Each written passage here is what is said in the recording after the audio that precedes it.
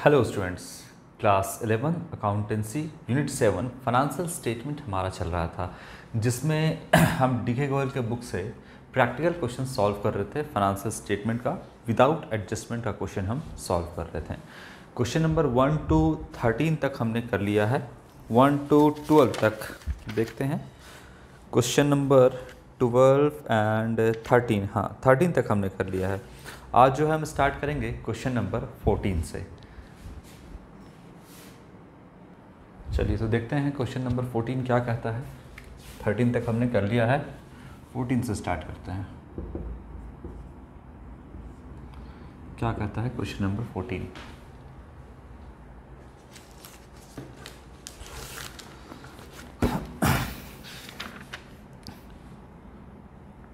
A merchant has earned a net profit of 57,200 rupees. तो एक व्यापारी है जिसका नेट प्रॉफिट जिसने कमाया है 57,200 रुपीज़। तो ये जो नेट प्रॉफिट है इस व्यापारी का है, क्योंकि इसने जितना भी ट्रेडिंग का है यानी फैक्ट्री का एक्सपेंस एंड ऑफिस का एक्सपेंस जो है या शोरूम का एक्सपेंस, ये सब कुछ इसने दे दिया है। इसके बाद जो सब कुछ देने के बाद जो नेट प्रॉफिट है वो ऑनर का है यानी व्यापारी का है, और इसने 57,200 का नेट प्रॉफिट अर्न किया है फॉर द ईयर एंडेड 31 मार्च 2017। तो 31 मार्च 2017 का जो नेट प्रॉफिट गिवन है इस व्यापारी का वो 57,200 यहाँ पे गिवन है। Other balances in his ledger are as under. तो और सारा बैलेंस जो है इसके लेजर में वो जो है दिया हुआ है। डेबिट बैलेंस यहाँ पे दिया हुआ है, देखिएगा, cash at bank, cash in hand, furniture and fixtures, debtors, closing stock, motor car, building, plant and machinery, bills receivable, investment, drawings. तो इसमें अगर ज़्यादातर पार्ट आपका देख रहे हैं कि सब कुछ इसमें एसेट ही है, और बिल्स पेबल है, क्रेडिटर है, लोन है, कैपिटल है। तो जाहिर सी बात आपको बैलेंस शीट बनाने के लिए कह रहा है, तो आपका एसेट एंड लायबिलिटी के बारे में ही बताएगा। जो भी ट्रायल बैलेंस गिवन रहता है तो डेबिट बैलेंस होता है आपका एक्सपेंस का, लॉस का या एसेट का, और क्रेडिट बैलेंस रहता है आपका इनकम का, गेन का और लायबिलिटी का। तो वहाँ से आपको छांटना होता है कि कौन सा जो है आइटम कहाँ पर जाएगा, कौन सा ट्रेडिंग में जाएगा, कौन सा पीएल में जाएगा, कौन सा बैलेंस शीट में जाएगा। फिलहाल यहाँ पर जो दिया हुआ है वो सब कुछ आपका एसेट और लायबिलिटी दिया हुआ है, क्योंकि आपको बैलेंस शीट जो है वो बनाने को यहाँ पे कह रहा है। चलिए तो स्टार्ट करते हैं हम यहाँ पर बैलेंस शीट बनाने के लिए। देखिए, बैलेंस शीट को हम हमेशा टैली हो जाता है। जो आपका बैलेंस का एसेट है वो कैपिटल प्लस लायबिलिटीज़ के हमेशा और हमेशा आपका इक्वल होता है, आपका बराबर होता है। अब यहाँ पर बात है कि क्यों बराबर होता है। तो मैंने आपको क्लास 11th में ही आपको जब अकाउंटिंग इक्वेशन यूनिट नंबर 3 पढ़ा रहे थे, तो उस समय मैंने आपको बताया था अकाउंटिंग इक्वेशन का फॉर्मूला। थोड़ा सा हम इसको एक्सप्लेन करते हैं, एक एग्जांपल निकाल करके हम आपको पहले बताते हैं कि बैलेंस शीट एक्चुअली में क्यों टैली करता है और किस कारण से जो है बैलेंस शीट हमेशा जो एसेट और लायबिलिटी है वो बराबर होता है। तो हमने बताया था आपका, छोटा सा एक बार रिवाइज करते हैं पीछे का, क्योंकि बैलेंस शीट हमको बनाने ठीक से समझना है। बिजनेस का एसेट है, बिजनेस स्टार्ट करिएगा, बिजनेस को चलाने में, प्रॉफिट कमाने में जो मदद करता है वो बिजनेस का एसेट होता है। और जब आप बिज़नेस चलाना स्टार्ट करिएगा या बिज़नेस चलाने के बारे में सोचिएगा, तो सबसे पहले आपको एक पीस ऑफ लैंड चाहिए होगा, एक ज़मीन का टुकड़ा चाहिए होगा जहां आप बिज़नेस करिएगा। तो सबसे पहले आपका लैंड का रिक्वायरमेंट होगा, और लैंड बिज़नेस को चलाने में, प्रॉफिट कमाने में मदद करेगा, इसीलिए लैंड बिज़नेस के लिए एसेट है। खुले में आप बिज़नेस करोगे नहीं, तो आपको इसके ऊपर बिल्डिंग का कंस्ट्रक्शन करवाना होगा। तो बिल्डिंग भी क्या है, बिज़नेस को चलाने में, प्रॉफिट कमाने में मदद करेगा, इसीलिए ये बिज़नेस का एसेट है। फिर बिज़नेस को चलाइएगा तो अंदर प्लांट एंड मशीनरी वगैरह आप लगाइएगा, जिससे आप प्रोडक्शन करिएगा, तो प्लांट एंड मशीनरी भी बिज़नेस का एसेट है।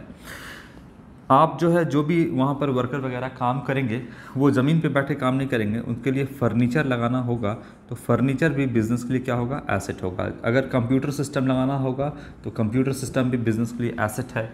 ये सब कुछ बिज़नेस के लिए एसेट है। अगर आपको बिज़नेस है, ट्रांसपोर्टेशन का रिक्वायरमेंट है, तो ट्रांसपोर्टेशन के लिए आप मोटर व्हीकल रखोगे, तो जो मोटर व्हीकल रखोगे आप, ट्रक वगैरह, ये सब भी क्या है, बिज़नेस के लिए एसेट है। तो जितना भी चीज़ बिज़नेस को चलाने में, प्रॉफिट कमाने में मदद करेगा, ये सब का सब जो है वो बिज़नेस के लिए एसेट होता है। यानी ये सब कुछ क्या है, तो बिज़नेस के लिए एसेट्स है, ये बिज़नेस का एसेट है। और मान लो कि ये जो है आपका 10 लाख रुपए का एसेट है, ये टोटल जो एसेट है वो 10 लाख रुपए का बिजनेस का एसेट है।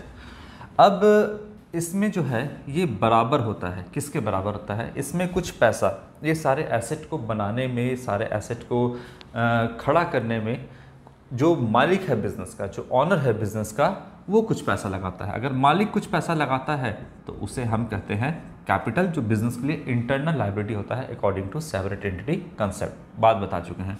तो देखिए मान लीजिए कि इस 10 लाख रुपए में मालिक ने लगाया 6 लाख रुपए, तो ये कैपिटल हो गया।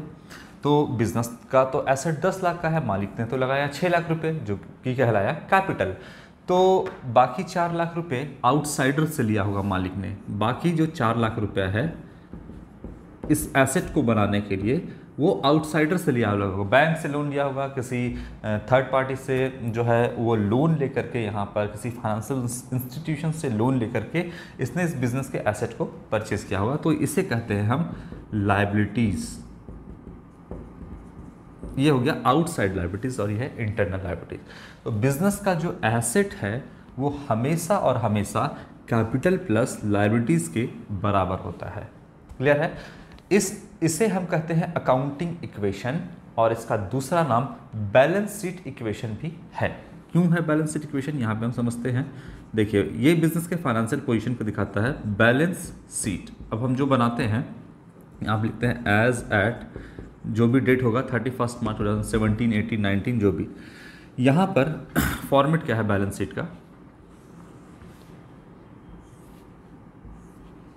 देखिए ये है आपका बैलेंस शीट। ये जो साइड होता है आपका वो एसेट्स का साइड होता है, और ये हम यहाँ पे डायरेक्ट लायबिलिटीज़ लिखते हैं, लायबिलिटीज़।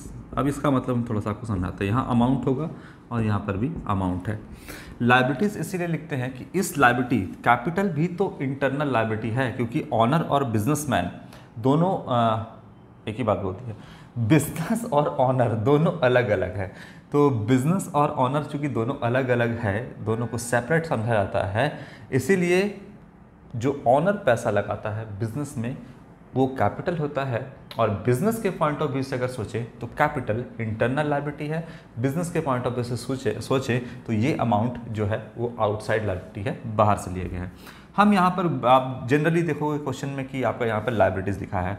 लायबिलिटीज़ का मतलब इंटरनल लायबिलिटी भी इसके अंदर है और एक्सटर्नल लायबिलिटी यानी आउटसाइड लायबिलिटी भी इसके अंदर है। तो आप इसको ऐसे भी लिख सकते हो, कैपिटल प्लस लायबिलिटीज़, जगह का मतलब C प्लस L लिख रहे हैं। कैपिटल प्लस लायबिलिटीज़ यानी बिजनेस का जो एसेट है वो कैपिटल प्लस लायबिलिटीज़ के बराबर होता है, ये भी आप लिख सकते हो। या फिर डायरेक्ट आप यहाँ पर लायबिलिटीज़ जो है वो लिखो। इसका मतलब कैपिटल भी इसमें है और इसमें क्या है आपका आउटसाइड लायबिलिटीज़ भी इसी के अंदर है। तो ये बातें आपको क्लियर है। अब ये जो एसेट है यहाँ पे थोड़ा सा हम हटा रहे हैं, ये किसके बराबर है, तो कैपिटल प्लस लायबिलिटीज़ में दोनों है। अब हम लिख के आपको इसी तरह से लिखते हैं, कैपिटल प्लस लायबिलिटीज़, और ये बिजनेस का एसेट है। बताइए बिजनेस का एसेट टोटल कितना है, तो एसेट जो है बिजनेस का, अभी हम सिर्फ एसेट लिख रहे हैं, एसेट का अलग अलग नाम होगा, जैसे आपका लैंड हो गया, प्लांट मशीनरी हो गया, फर्नीचर हो गया, कंप्यूटर हो गया, बिल्डिंग हो गया, मोटर व्हीकल हो गया, ये अलग अलग नाम आएगा। तो एसेट कितना है बिजनेस का, 10 लाख रुपए टोटल, जो कि किसके बराबर है, तो कैपिटल यानी कैपिटल जो कि है आपका 6 लाख रुपया, और यहाँ पर है लायबिलिटीज़ यानी आउटसाइड लायबिलिटीज़, ये हो गया 4 लाख रुपीज़। तो बताइए बैलेंस शीट टैली किया या नहीं, बिल्कुल टैली कर गया। यहाँ पर आपका 10 लाख रुपीज़ हो गया कैपिटल प्लस लायबिलिटीज़, और यहाँ पे हो गया 10 लाख एसेट साइड में 10 लाख, तो दोनों साइड बराबर हो गया। बैलेंस शीट हमेशा टैली होना ही चाहिए क्योंकि ये अकाउंटिंग इक्वेशन पे बेस्ड होता है। अच्छा ये बात तो हो गया। यहाँ पे सीधा हम लायबिलिटीज़ भी लिख सकते हैं, रीज़न मैंने आपको बता दिया। ये अब आप कहिएगा कि सर हम ये तो फॉर्मूला है, हम एसेट को इधर लिख दें और लायबिलिटीज़ को इधर लिख दें, ये भी तो कर सकते हैं। तो क्या कोई गलती हो जाएगा अगर हम मान लीजिए इसको रिवर्स कर देते हैं, हम एसेट को इधर लिख दें, गलती से ही लिख दिए हैं, ठीक है, एसेट को इधर लिख दिए और कैपिटल प्लस लायबिलिटीज़ को इधर लिख दिए, ऐसे हम लिख दिए मान लीजिए, तो क्या कोई गलती हो गया, फिर भी तो वही होगा ना, एसेट इधर कितना हो गया, अगर हम ऐसे लिखते हैं तो एसेट इधर हो गया आपका 10 लाख रुपीस और कैपिटल हो गया आपका 6 लाख और लाइबिलिटीज जो हो गया वो हो गया आपका 4 लाख। ये भी तो हो सकता है, फिर भी तो बराबर है। तो देखिए, अगर आप इंडिया में गाड़ी चलाते हैं तो लेफ्ट साइड से आपको चलना होगा, किसी दूसरे फॉरेन कंट्री में जाते हैं तो आपको राइट साइड से चलना होगा। तो यहाँ जो इंडिया में प्रैक्टिस किया जाता है वो इस तरीके से इसका फॉर्मेट दिया गया है जो बैलेंस शीट का, वो एसेट आपको इस साइड ही लिखना होगा। सोल प्रोप्राइटरशिप और पार्टनरशिप के केस में ये टी शेप का आपका जो है वर्टिकल शेप का हॉरिजॉन्टल शेप का आपका बैलेंस शीट बनता है, तो उसमें एसेट हमेशा इधर लिखना होगा और कैपिटल प्लस लायबिलिटीज या सिर्फ लायबिलिटीज लेफ्ट साइड में आपको लिखना होगा। बात वही है, आप इधर लिखिए चाहे उधर लिखिए, दोनों तरीके से आपका बिल्कुल सही है। लेकिन इंडिया में जो आपका अकाउंट्स का या टैक्स वगैरह का जो प्रैक्टिस किया जाता है वो यहाँ के रूल के हिसाब से आपको चलना होगा। जैसे आप यहाँ पे गाड़ी चलाते हैं तो लेफ़्ट साइड से सारी गाड़ियाँ चलती है, लेफ़्ट साइड से सारे लोग चलते हैं, तो यहाँ पर क्या रूल गलत है? नहीं, सही है। लेकिन फॉरेन में जाइएगा तो वहाँ पर बोलेगा कि सब कुछ जो है वो राइट साइड से, जितना भी ट्रैफिक रूल वगैरह बना हुआ है सब राइट साइड से के हिसाब से बना हुआ है। तो क्या वहाँ पे गलत है? नहीं, वहाँ भी सही है। तो यहाँ आपको अपने रूल से चलना होगा, वहाँ जाइएगा तो उनके रूल से आपको चलना होगा। उसी तरीके से बैलेंस शीट है, आप इधर लिखिए या उधर लिखिए, एसेट इधर लिखिए, लायबिलिटीज इधर लिखिए या लायबिलिटीज इधर लिखिए, एसेट उधर लिखिए, ये दोनों में से आपका जो है वो गलत नहीं है बैलेंस शीट। लेकिन फिर भी जो यहाँ का रूल है आपको मानना होगा और एसेट आपको इस साइड में ही लिखना होगा, लायबिलिटीज आपको इस साइड में ही लिखना होगा। बोल रहे हैं फिर से कि गलत कोई नहीं है, लिख दीजिएगा तो यहाँ के प्रैक्टिस के हिसाब से गलत हो जाएगा। आप फॉरेन के रूल को यहाँ मानिएगा, बोलिएगा कि वहाँ हम राइट साइड से चलाते थे, यहाँ भी हम राइट से चलाएंगे तो एक्सीडेंट हो जाएगा। इसीलिए यहाँ पर कहना है कि जो यहाँ का रूल है उसके हिसाब से चलिए, जो फॉरेन का रूल है उसके हिसाब से वहाँ चलिएगा। तो ये बात क्लियर हुआ आपका बैलेंस शीट का। अब बैलेंस शीट हमेशा टैली होता है क्योंकि एसेट जो है कैपिटल प्लस लायबिलिटीज के बराबर होता है।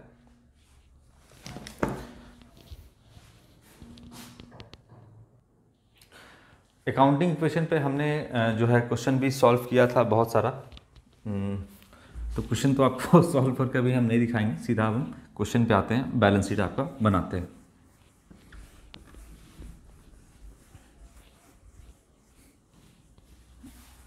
ठीक है,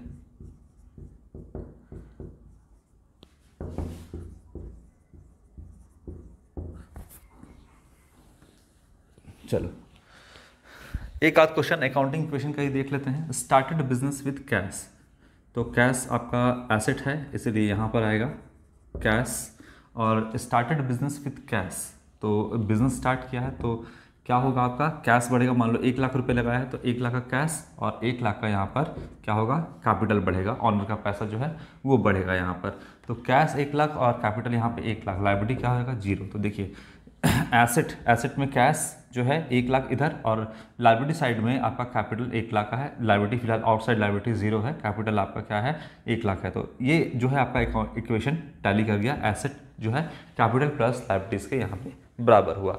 इसके बाद अगर और कहिएगा कुछ जर्नल एंट्री आप निकाल लीजिएगा तो वहाँ से भी आपका हो जाएगा। फिलहाल हम यहाँ पर आपको 1-2 एग्जाम्पल से सिर्फ समझाएंगे। इसके बाद आपका मान लीजिए कि परचेस गुड्स फॉर कैश है, आपने जो है गुड्स को परचेस किया है कैश में, ठीक है, गैस में आपने गुड्स को परचेस किया है, सपोज दैट कि 30,000 का आपने गुड्स परचेस किया है। तो गुड्स परचेस किया है तो क्या बढ़ेगा, स्टॉक बढ़ जाएगा, 30,000 रुपये का स्टॉक बढ़ेगा, और कैश में परचेस किया है तो 30,000 रुपये का जो है वो आपका कैश माइनस हो जाएगा। तो अगर आप इक्वेशन देखोगे तो यहाँ पर 70,000 कैश बचा बिजनेस में और स्टॉक हो गया 30,000 रुपीज़ का, कैपिटल जो है वो अभी भी 1 लाख रुपए का है और आउटसाइड लायबिलिटी 0 है। तो देखिए एसेट जो है वो 1 लाख का है और कैपिटल प्लस लायबिलिटीज़ भी देखिएगा तो 1 लाख का यहाँ पर है। तो इसीलिए हमेशा जो है वो आपका बैलेंस शीट भी टैली करता है क्योंकि वो बेस्ड होता है अकाउंटिंग इक्वेशन पे।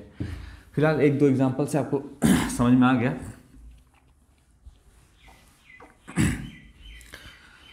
चलिए अब हम आते हैं आपके क्वेश्चन पर।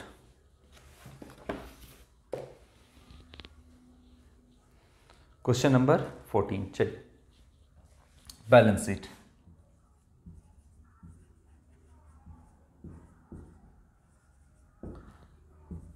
एज एट 31 मार्च 2017, कौन सा ईयर है हम देख लेते हैं। जो भी ईयर आपके बुक में दिया होगा 31 मार्च 2017 है। इस डेट को बनाना है आपको। 17 हो सकता है बुक में आपका, 18 हो, 19 हो, 21 हो, तो उसके हिसाब से आप लिखिएगा। अब यहाँ पे फॉर्मेट बना लेते हैं।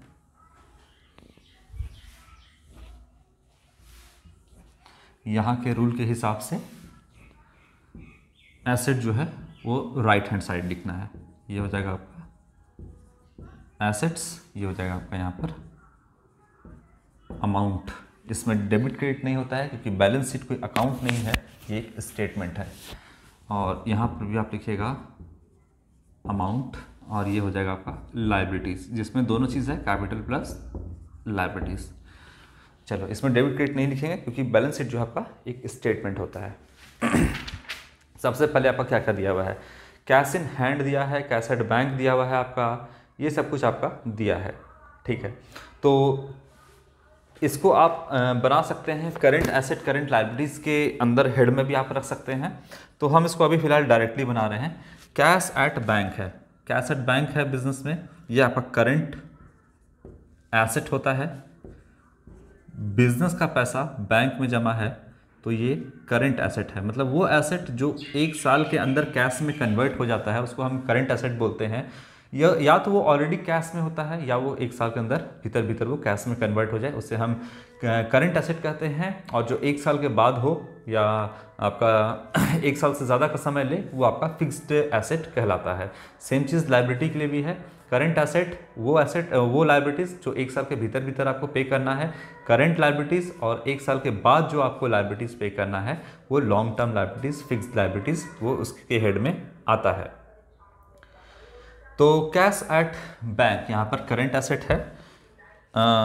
करंट एसेट बताया था मैंने आपको, लिक्विड एसेट या क्विक एसेट भी बताया था, जिसमें दो चीज़ें आपकी नहीं आती हैं, एक आपका प्रीपेड एक्सपेंस और दूसरा है आपका स्टॉक। ये जो है आपका करंट एसेट है पर लिक्विड एसेट नहीं है। फिलहाल अभी छोड़ देते हैं वो सब चीज़ों को।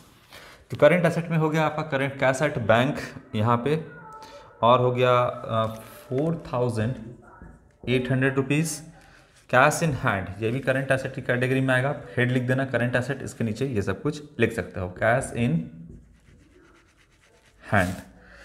ये हो गया आपका 1200 rupees current asset. Furniture and fixtures, ये जो है आपका फिक्स्ड लाइबिलिटी का फिक्स एसेट का हेड आप बना लेना, उसके अंदर लिखना आप। फिलहाल हम इसको डायरेक्टली लिख रहे हैं फर्नीचर एंड फिक्सचर। ये हो गया आपका 7500 रुपीज़ फिक्स्ड एसेट है ये। डेटर्स जो है वो करंट एसेट की हेड में आएगा। 80,000, ठीक से लिखते हैं, 80,100 रुपीज़। क्लोजिंग स्टॉक, ये भी आपका करंट एसेट की कैटेगरी में आएगा। Closing stock 70,000 rupees. इसके बाद मोटर कार, फिक्स एसेट की कैटेगरी में आएगा, मोटर कार 40,000 रुपीज़। इसके बाद बिल्डिंग, फिक्स एसेट की कैटेगरी में आएगा। बिल्डिंग आपका फिक्स एसेट की कैटेगरी में आएगा, ये है आपका 1,50,000 रुपीज़। फिर है प्लांट एंड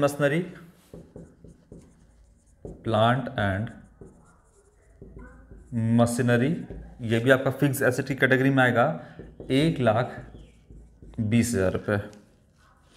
फिर बिल्स रिसीवेबल है, जिसको हम शॉर्ट में BR लिखते हैं, ये आपका किसकी कैटेगरी में आएगा, करंट एसेट की कैटेगरी में आएगा, 4,400 रुपीज़। इन्वेस्टमेंट है आपका, इन्वेस्टमेंट, ये जो है आपका शॉर्ट टर्म है या लॉन्ग टर्म है देखना पड़ेगा, तो उस हिसाब से इसको लिखना होगा। ये है आपका 20,000 रुपीज़ और फिर है आपका ड्राइंग्स दिया हुआ है, ड्राइंग्स जो है वो कैपिटल से लेस करेंगे। चलिए, तो एसेट साइड का काम हमने ख़त्म कर लिया है। आप इसको अलग अलग हेड बना के भी लिख सकते हो, करंट एसेट और फिक्स एसेट की कैटेगरी में आप इसको लिख सकते हो। चलो, तो एसेट साइड का सारा पूरा हो गया है। ड्राइंग्स क्या होगा? ड्राइंग्स जो होगा आपका कैपिटल से माइनस करते हैं। अब आते हैं हम लायबिलिटी साइड में। क्या क्या है लायबिलिटी साइड में? सबसे पहले देखिएगा, बिल्स पेबल है, इसको हम लिखते हैं बीपी, ब्लड प्रेशर नहीं, बिल्स पेबल। बिल्स पेबल जो है आपका वो करंट लायबिलिटी के हेड में आएगा 3200 रुपीज़। चलो, क्रेडिटर जो है ये भी आपका current liability, creditors current liabilities के हेड में आएगा। ये है आपका 61,300 रुपीज़। फिर लोन है आपका, लोन है कुछ नहीं दिया है तो इसको लॉन्ग टर्म लोन ही मानेंगे, तो लॉन्ग टर्म लोन के हेड में आएगा लोन 50,000 रुपीज़। ठीक है, अब है आपका कैपिटल। कैपिटल है आपका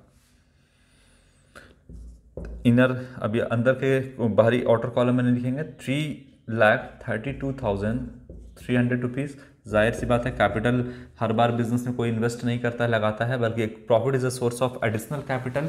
तो जो भी नेट प्रॉफिट व्यापारी का आया है इसके कैपिटल में ऐड हो जाएगा, और जो नेट प्रॉफिट है वो 57,000 आपका 200 रुपीज़ है। 57,200 रुपीज़ क्या है आपका यहाँ पर है, तो 005,983 ये आपका हो गया। अब कैपिटल इतना है, इसके बाद इसमें से क्या माइनस कर देंगे? ड्राइंग्स माइनस कर देंगे 6,000 रुपीज़, तो ये हो जाएगा 005,383। हाँ, 3,83,500 रुपीज़ ये आपका जो है कैपिटल है। 3,83,500 रुपीज़ ये आपका कैपिटल है। दिख रहा है आपको? ठीक है, ये आपका कैपिटल है। कैपिटल जो है प्रॉफिट से बढ़ता है, और ड्राइंग्स यहाँ पर हम लिख देते हैं, इससे घटेगा ड्राइंग्स। तो इतना कैपिटल है। अब सारा काम तो हो गया है, अब दोनों को टोटल करके देखिए। दोनों अगर सेम आता है तो आपने सब सही किया है, गलत आता है तो गलत किया है, सीधी सी बात। तो एसेट साइड को पहले हम टोटल करेंगे। तो एसेट साइड का टोटल है cash at bank, cash in hand, सबको अगर टोटल करते हैं तो आपका जो है टोटल आएगा 4,98,000 रुपीज़। यहाँ पर 4,98,000 रुपीज़ ये हो गया। इसको अगर आप टोटल करिएगा तो ये भी आ जाएगा 4,98,000 रुपीज़। बैलेंस शीट जो है आपका टैली कर गया, क्योंकि ये बेस्ड होता है अकाउंटिंग इक्वेशन पे। एसेट जो है कैपिटल प्लस लायबिलिटीज़ के बराबर होता है, इसीलिए ये आपका टैली कर गया। और एक जो आपका बैलेंस शीट टैली कर गया है तो इसका मतलब कि आपने कोई मिस्टेक नहीं किया है। अगर कोई मिस्टेक करता तो 1 रुपये का भी डिफरेंस आता, मतलब 1 रुपये से आपने मिस्टेक किया है। तो इस तरीके से आप बैलेंस शीट बनाइएगा। आप हेड बना लीजिएगा, करंट एसेट का पहले बना लीजिएगा, इसमें तमाम करंट एसेट को एक साथ लिखिएगा और आउटर कॉलम में दिखाइएगा। फिर आप फिक्स एसेट का बना लीजिएगा, और फिक्स एसेट की कैटेगरी में जितना भी आपका फिक्स एसेट है एक साथ जोड़ करके बाहर लिखिएगा।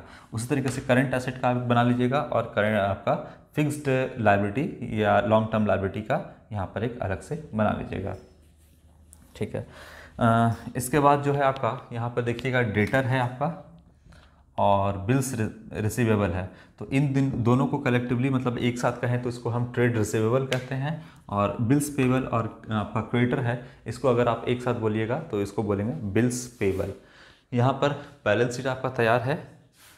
क्वेश्चन नंबर 14 हमने कर लिया है। अब नेक्स्ट क्लास में या नेक्स्ट वीडियो में हम क्वेश्चन नंबर 15 से स्टार्ट करेंगे आपका। आज के लिए इतना ही, थैंक यू।